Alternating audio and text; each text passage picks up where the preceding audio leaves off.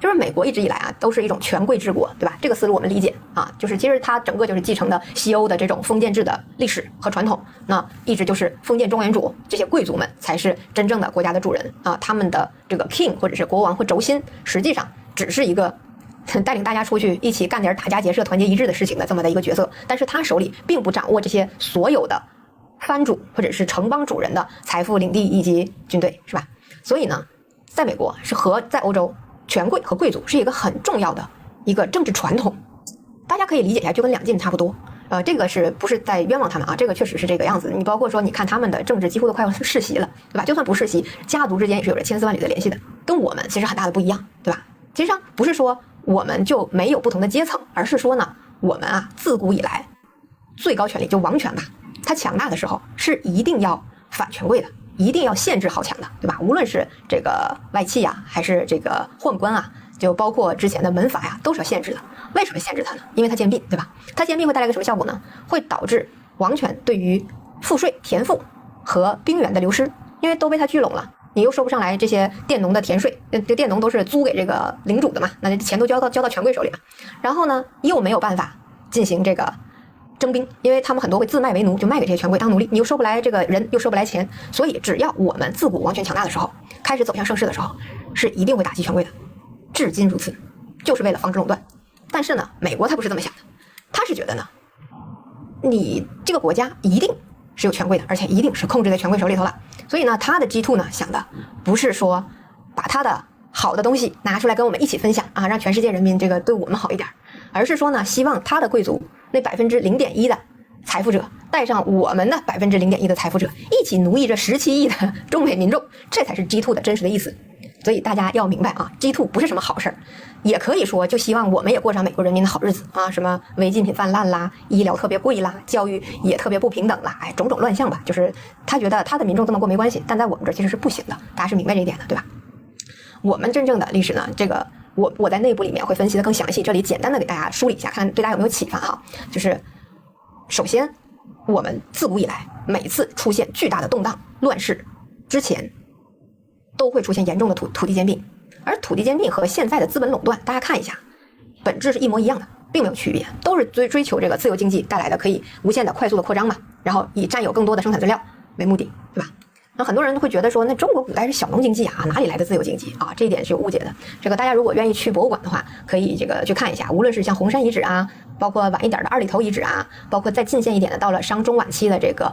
周原的博物院啊，其实都有体现。就是我们的手工业啊，在它这个遗址上的分区占比非常大，面积也很大，而且上下游非常成熟。其实就意味着我们的这个制造业啊，一直都还是很发达的。这个觉得我们都是小农经济，工商业不发达，这个观点是不对的。我们的制造业一直都很发达，要不然哪来的4大发明啊，对吧？没有实践，一拍脑袋就能出来吗？肯定不是这样的。包括商人为什么叫商啊？后来为什么管这个经商的人叫商人？其实也是因为他有贸易嘛，对吧？所以其实等到了春秋末期的时候呢，手工业已经非常发达了。齐楚燕赵的这些都城啊，差不多就是30万人的规模。大家想一想，30万人规模的城市，现在檀香山、呼噜噜噜，它也就30万人。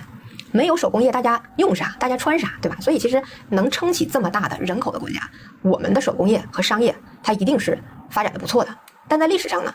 我们其实就是不断的在工商业、手工业需要的自由经济，它会自动的实现扩张，和我们需要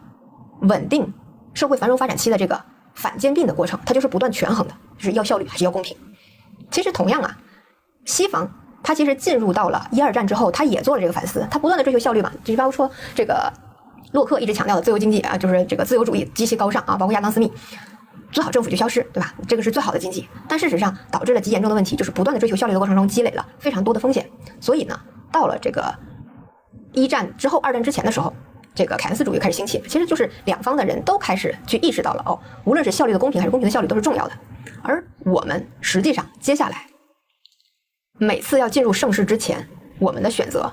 和历史上的每一次选择都必然是一样的。大家尽量听懂这句话。我去做这个对比是说，西方已经因为他过分的追求效率而无视公平，带来了很多问题，但是他的历史不够完整，他才试错了大概2次。第一次是在2战之前，第2次就是现在。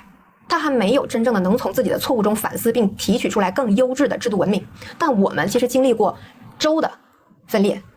汉末的分裂、唐末以及明末，其实我们对于这件事情已经有了充分的认识，就是反兼并。那么我们现在又将进入下一个盛世的时候，大家想一想我们会选择怎么做？这也是我给大家的宏观框架，包括说我来理解国内的给出的一些高层的声音，你要怎么理解，其实是要结合这个事儿来理解的。那么说回来，既然西方一直理解说，哦，应该是权贵治国的，你们国家肯定有权贵，你们国家的权贵肯定是占主导的，那么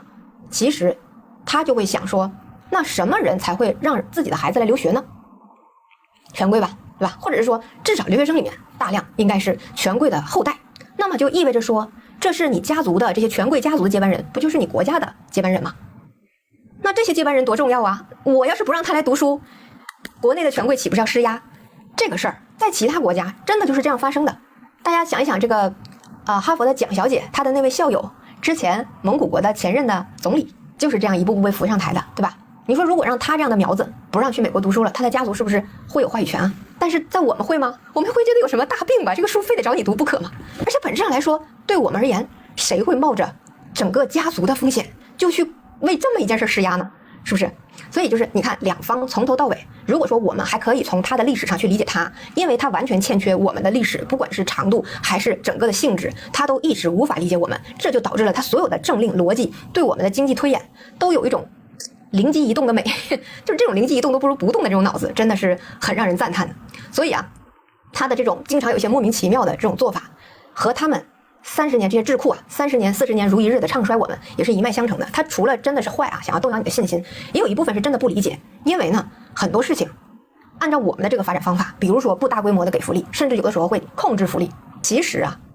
就会造成他们现在内部到处都是叛乱这种程度。但在我们就觉得上下一心，为了下一代过更好的日子，为了自己国族的发展，整个民族国家的发展，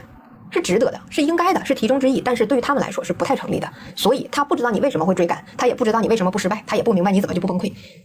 但我们看他的崩溃，我们还是挺清楚的，对吧？那么这也就引申到了这个另一个问题，就是真正的大国博弈的矛盾。